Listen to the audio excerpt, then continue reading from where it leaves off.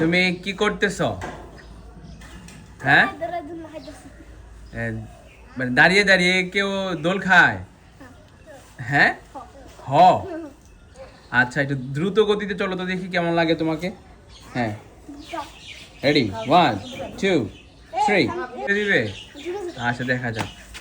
ওরে বাবা রে বাবা, ওরে সর্বনাশ, আমি কি উঠতে পারবো এটাতে? এই ধরো ধরো, ব্যথা পাবে, ব্যথা পাবে।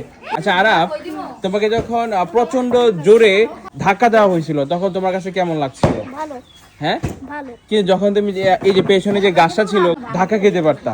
যারা এরকম দোলনা বানিয়ে দোল খাবে তাদের এই উদ্দেশ্যে কি বলতে চাও? তারা যেন খুব ধীরে দোল খায়, এটা বলবা?